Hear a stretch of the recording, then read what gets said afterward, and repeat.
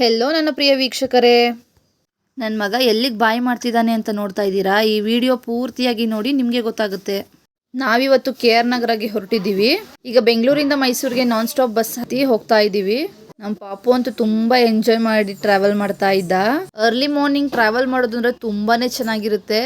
ಆ ಬೆಟ್ಟ ಗುಡ್ಡಗಳು, ಸೂರ್ಯ ಉದಯವಾಗುವ ದೃಶ್ಯ, ಮೇಯ್ನ್ ಆಗಿ ಕಡಿಮೆ ಟ್ರಾಫಿಕ್, ಮರ ಗಿಡಗಳು ಎಲ್ಲ ತುಂಬಾನೇ ಚೆನ್ನಾಗಿರುತ್ತೆ.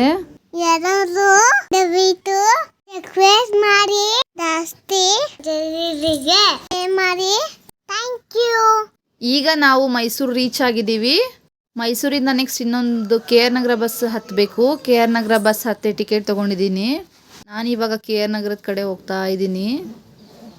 ನೋಡಿ, ಇನ್ನೂ ಯಾರೆಲ್ಲ ನನ್ನ ಚಾನೆಲ್ನ ಸಬ್ಸ್ಕ್ರೈಬ್ ಮಾಡಿಲ್ವೋ ದಯವಿಟ್ಟು ಬೇಗ ಬೇಗ ಸಬ್ಸ್ಕ್ರೈಬ್ ಮಾಡ್ಕೊಳ್ಳಿ. ಹೆಚ್ಚೆಚ್ಚು ಜನರಿಗೆ ಶೇರ್ ಮಾಡಿ. ನಾನಿವತ್ತು ಹೊರಟಿರೋದು ನಮ್ಮ ರಿಲೇಟಿವ್ದು ನಾಮಕರಣದ ಫಂಕ್ಷನ್ ಇದೆ.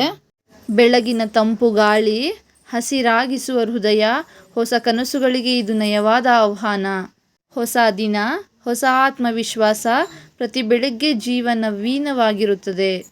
ಬೆಳಗ್ಗೆನೇ ಟ್ರಾವೆಲ್ ಮಾಡಿದ್ರೆ ಟ್ರಾವೆಲ್ ಮಾಡಿದ ಥರನೇ ಅನಿಸೋದಿಲ್ಲ. ನಮ್ಮ ಪಾಪು ಅಂತೂ ವಿಂಡೋ ಸೈಡ್ ಕೂತ್ಕೊಂಡು ಎಲ್ಲ ರೋಡ್ ಆಗಿರ್ಬೋದು, ವೆಹಿಕಲ್ಸ್ ಆಗಿರ್ಬೋದು ಎಲ್ಲ ನೋಡಿಕೊಂಡು ತುಂಬ ಖುಷಿಯಾಗಿದ್ದ. ಈಗ ನಾವು KR ನಗರಗೆ ಎಂಟ್ರಿ ಆದ್ವಿ.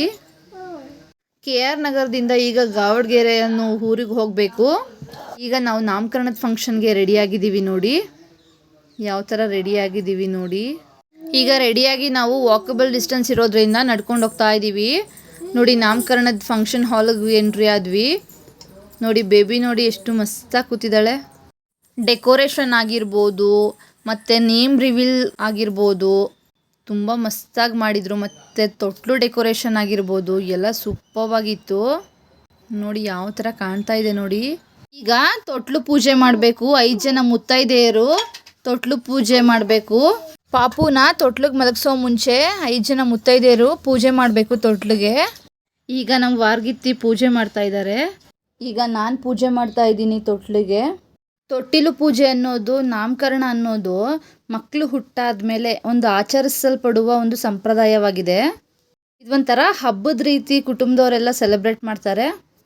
ಫ್ಯಾಮಿಲಿನಲ್ಲಿ ಖುಷಿ ಸಂಭ್ರಮ ತುಂಬಿರುತ್ತೆ. ತೊಟ್ಟಿಲಿಗೆ ಏನಕ್ಕೆ ಪೂಜೆ ಮಾಡಬೇಕು ಅಂತ ಕೇಳ್ಬೋದು ನೀವು. ತೊಟ್ಟಿಲು ಪೂಜೆ ಅಂದರೆ ಏನು ಅಂದರೆ, ಮಗುವನ್ನು ಮೊದಲ ಬಾರಿಗೆ ನಾವು ತೊಟ್ಟಿಲಲ್ಲಿ ಮಲಗಿಸ್ತೀವಲ್ಲ, ಹಾಗಾಗಿ ಮೊದಲ ಬಾರಿಗೆ ಪೂಜೆ ಮಾಡಿ ತದನಂತರ ಮಗುವನ್ನು ತೊಟ್ಟಿಲಲ್ಲಿ ಮಲಗಿಸ್ಬೇಕಾಗುತ್ತೆ. ಯಾವಾಗ ತೊಟ್ಟಿಲು ಪೂಜೆ ಮಾಡಬೇಕು ಅಂತ ನೀವು ಕೇಳ್ಬೋದು.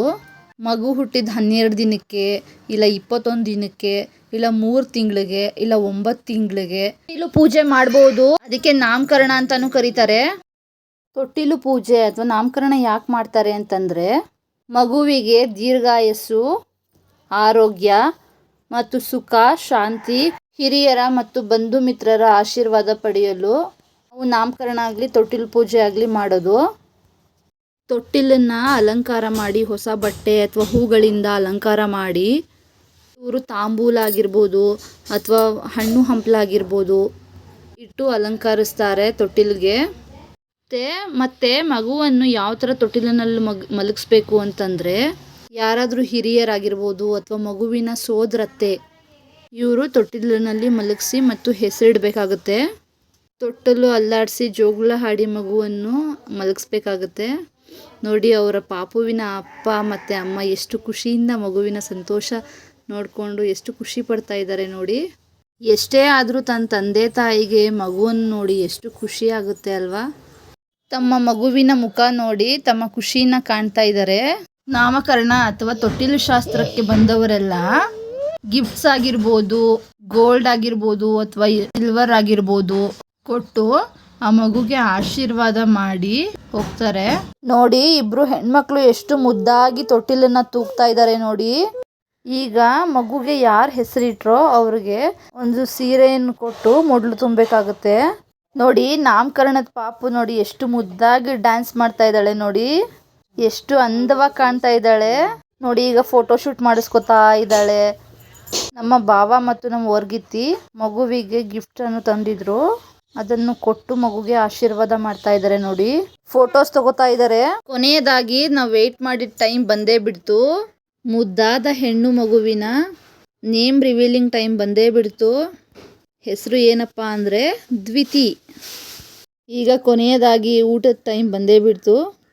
ಊಟ ಮಾತ್ರ ಮಸ್ತಾಗಿತ್ತು, ಸೂಪರಾಗಿತ್ತು.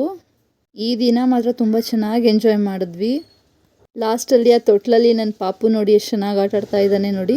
ಈ ಫಂಕ್ಷನ್ನಲ್ಲಿ ಸ್ವಲ್ಪ ಫೋಟೋಸ್ನ ತೊಗೊಂಡಿದ್ದೀವಿ, ಅದನ್ನ ನಿಮ್ಮ ಜೊತೆ ಶೇರ್ ಮಾಡ್ಕೋತೀವಿ. ದಯವಿಟ್ಟು ನಮ್ಮ ಚಾನಲ್ನ ಸಬ್ಸ್ಕ್ರೈಬ್ ಮಾಡ್ಕೊಳ್ಳಿ. Thank you. See you in next video.